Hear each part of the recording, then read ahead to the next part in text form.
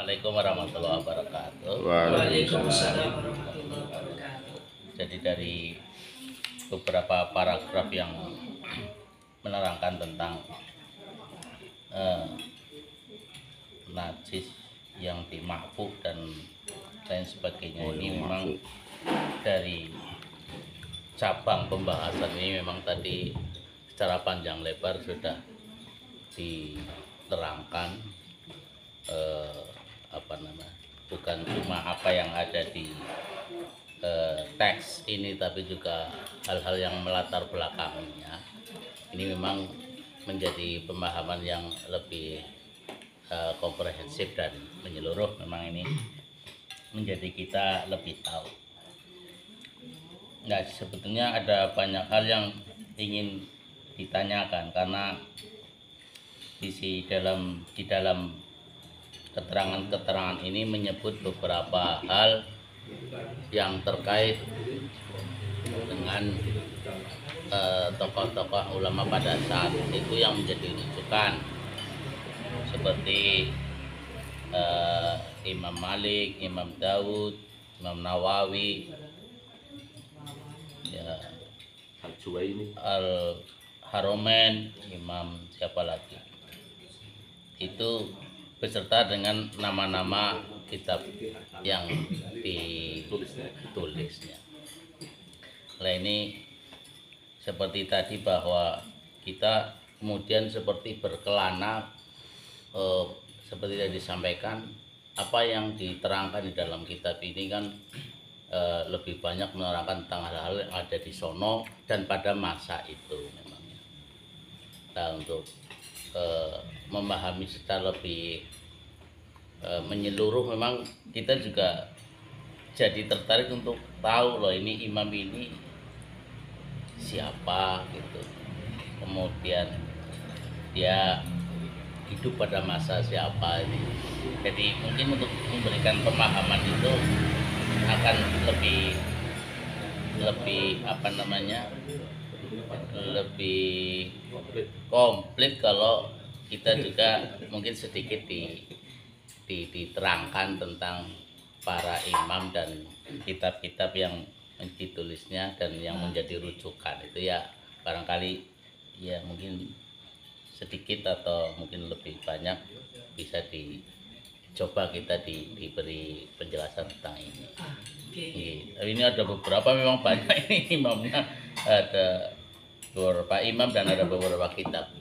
Mungkin sedikit bisa disinggung. Terima kasih. Ini jadi belajar sejarah. Memang yang pertama tadi yang paling atas itu kan ada Imam Malik, kemudian ada Imam Dawud Ad-Dhahiri.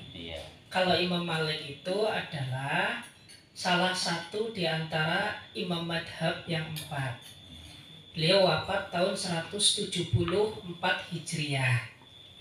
Jadi yang pertama wafat itu adalah Imam Abu Hanifah. Kalau Imam Abu Hanifah wafat tahun 150 Hijriah.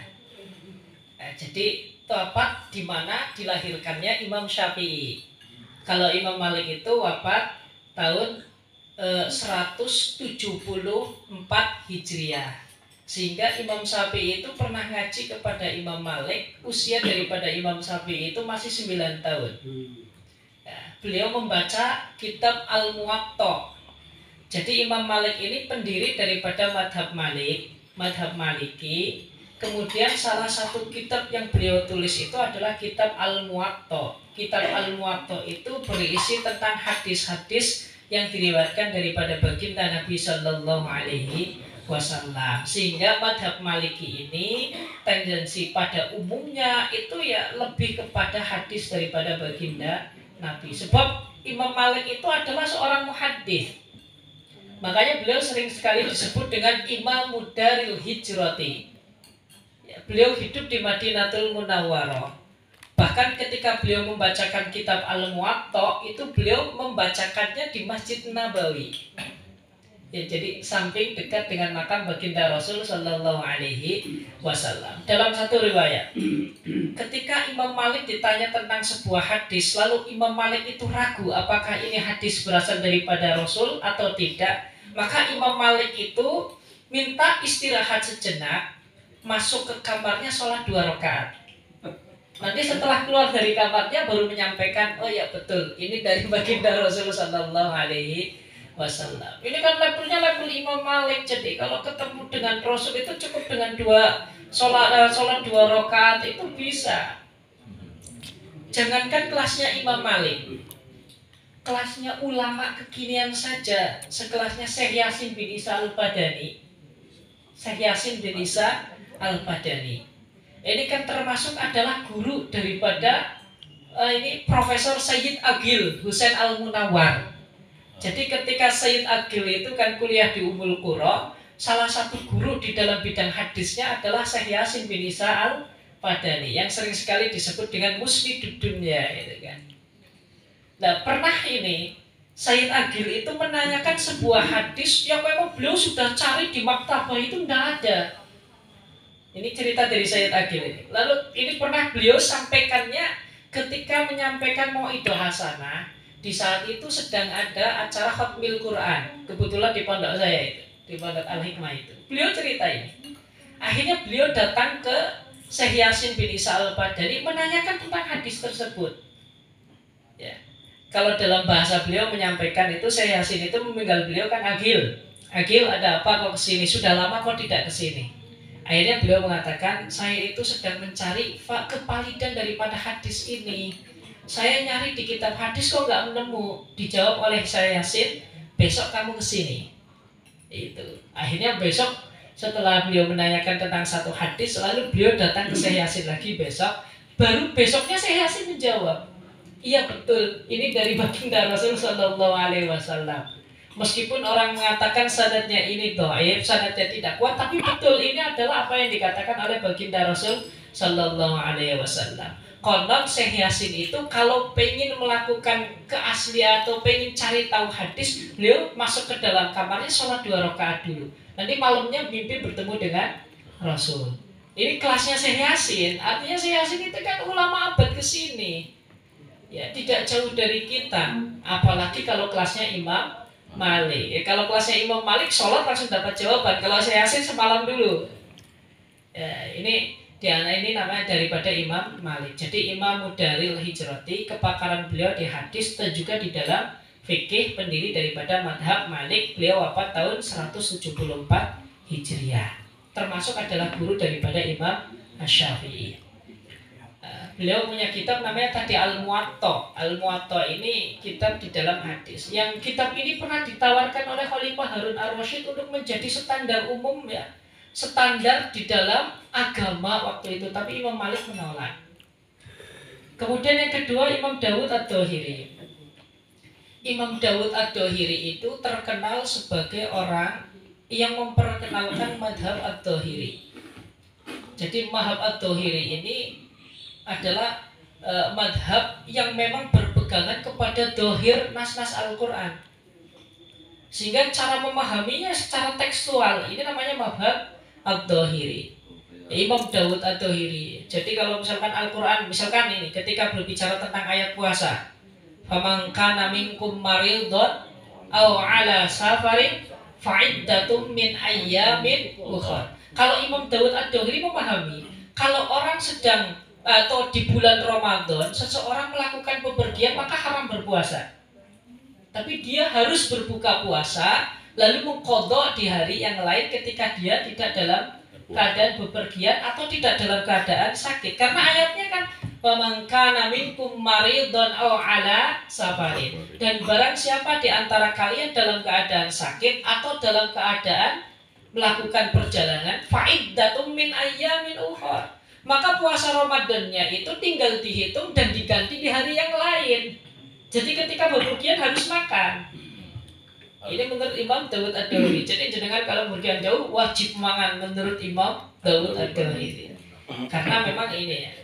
Dan ini adalah ulama-ulama ya. Dawud Ad-Dhahiri ini juga termasuk ulama kurun 100-an. Tapi saya kurang tahu persis wafatnya itu kapan. Dan madhab Dawud Ad-Dhahiri ini ya, madhab Dawud Ad-Dhahiri ini diperkuat lagi oleh ulama setelahnya yang namanya Imam Ibnu Hazm. Ibnu Hazm itu di abad 300-an. Kalau tanggal lahirnya persis saya kurang tahu. Tapi ini di 300 Hijriahan atau abad ketiga, sekitar 350 ya, sebelum Imam Haromen, tapi setelah Imam Syafi'i dan setelah Imam Ahmad bin Hambal. Beliau menulis kitab namanya Al-Muhalla bil Athar. Makanya rujukan daripada madhab Ad-Dhahiri itu salah satunya yang paling besar itu adalah Al-Muhalla bil Athar yang ditulis oleh Imam Ibnu Hazm. Ibnu Hazm Ad-Dhahiri. Kitabnya banyak. Al-Muhalla bil Athar itu berapa jilid saja. Nah, ini dalam ketiga. Ya, ciri khasnya itu tadi ya. Pakainya dhahir nas, kemudian sedikit tidak mau mendalami tentang qiyas dan lain sebagainya. Tetapi ini mu'tabar juga madhabnya. Madhab selagi membaca kitab Al-Muhalla bil Athar, maka pendapat-pendapat yang ada di situ boleh kita digunakan. Tetapi untuk secara konsumsi pribadi, bukan untuk difatwakan. Ya. Kemudian lagi ada Imam An-Nawawi.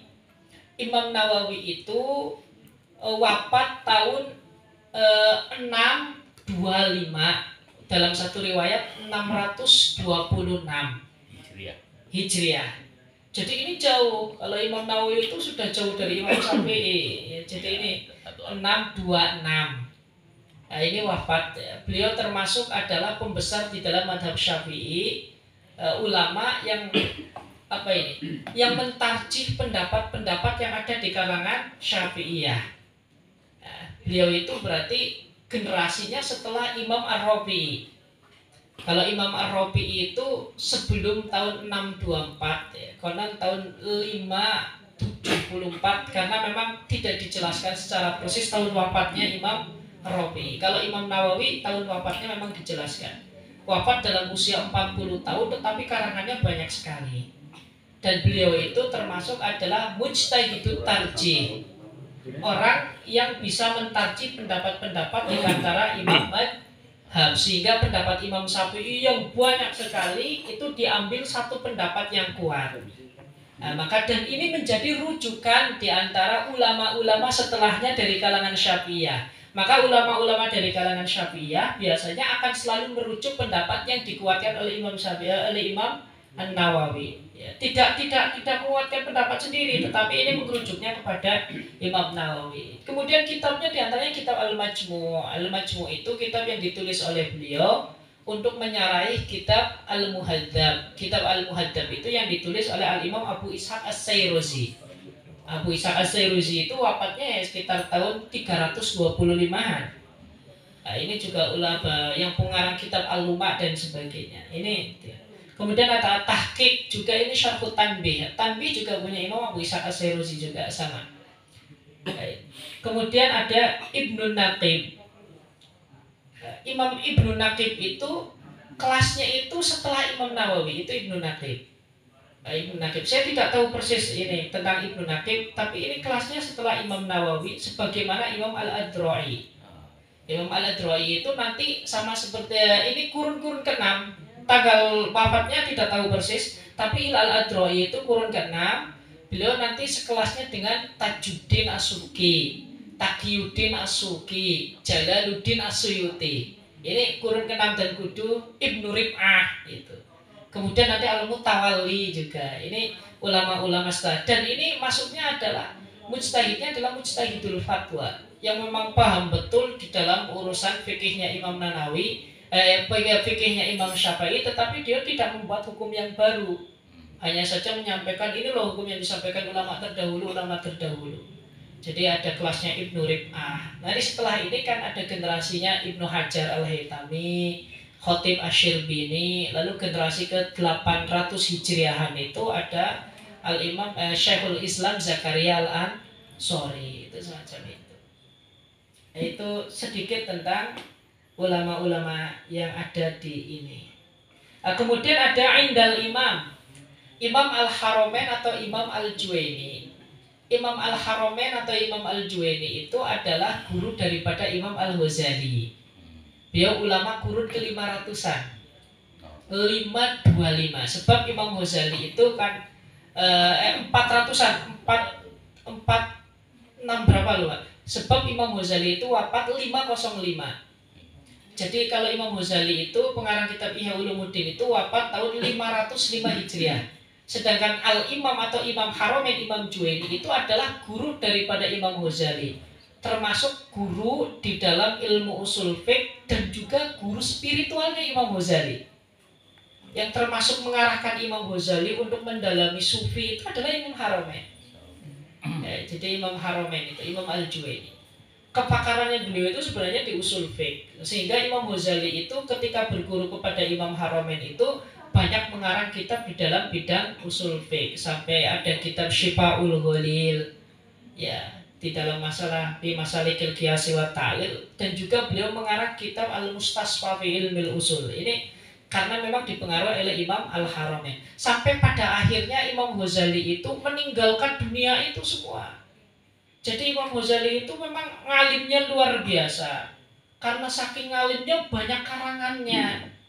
Ketika sudah sampai karangannya itu banyak diarahkan oleh Imam Haramain untuk dunia tasawuf, maka di situ Imam Ghazali sadar, ternyata kitab saya ini sudah nggak saya perlukan lagi. Jadi kan kalau pandangan Imam Ghazali itu menekuni ilmu pengetahuan itu kan untuk mendekatkan diri kepada Tuhannya. Maka ketika dia sudah ma'rifatullah, maka wasilahnya sudah tidak dibutuhkan lagi. Sehingga Imam Ghazali malah ngarangnya Ihya Ulumuddin yang lebih kepada tasawuf. Dan itu kan setelah beliau itu proses selalu diingatkan oleh Imam Haramain, bahkan dikasih oleh Imam Haramain itu kayak kain kapan. Kain kapan ini akhirnya ditaruh di bawah ranjangnya Imam Ghazali agar Imam Ghazali itu selalu ingat tentang kematian. Nah ini Imam Haramain. Tetapi ini di setelah usia Imam Ghazali itu sudah usia-usia matang ya. Setelah semuanya beliau karungi, disiplin ilmu semuanya sudah beliau dapatkan. Lalu kemudian kekayaan juga ini beliau sudah melimpah ruah. Karena waktu itu kan dijadikan sebagai pedoman atau orang yang dijadikan rujukan oleh kerajaan itu kan. Dan gajinya itu ya lebih dari 200 juta tiap bulannya. Tetapi di saat Imam Ghazali itu mendapatkan itu semuanya, Imam Ghazali justru kembali, wah ternyata ini bukan tujuan hidup saya. Karena memang diingatkan oleh guru spiritualnya Imam Haramain. Sampai pada akhirnya Imam Ghazali pergi meninggalkan Baghdad, pergi meninggalkan Mesir, lalu beliau menuju ke Syam di Masjid Umawi. Di situ beliau iktikaf di Manaratul Baydha, menara putih yang konon di dalam sebuah hadis ini besok Dajjal itu ya turunnya di sini. Lalu Nabi Isa itu nanti sebagai mana kan untuk nganu Dajjal ini di Manaratul Baydha. Lalu kemudian beliau dari Manaratul Baydha menuju perjalanan Palestina. Di saat prosesi perjalanan inilah ketika beliau sudah mulai meninggalkan dunia, beliau mengarang kitab yang namanya Ihya Ulumuddin. Makanya kitab Ihya Ulumuddin itu yang sudah kayak wali, itu zuhud ya. Karena pengarangnya Imam Ghazali demikian. Dan ini dipengaruhi oleh Imam Haramain. Jadi Imam Haramain itu kisaran tahun 450-an, kalau Imam Ghazali itu wafat tahun 505 Hijriah. Dan Imam Al-Mutawalli itu juga sama. Imam Mutawalli itu tadi saya jelaskan kurunnya sama, kurun kelima. Beliau punya karangan namanya At-Tatimah. Kalau tanggal meninggal persisnya saya kurang paham. Karena ini tidak sebesar namanya Imam Haramain, tidak sebesar namanya Imam Ghazali, dan juga tidak sebesar namanya Imam Malik. Itu semacam itu. Dan sedikit tambahan itu tadi karena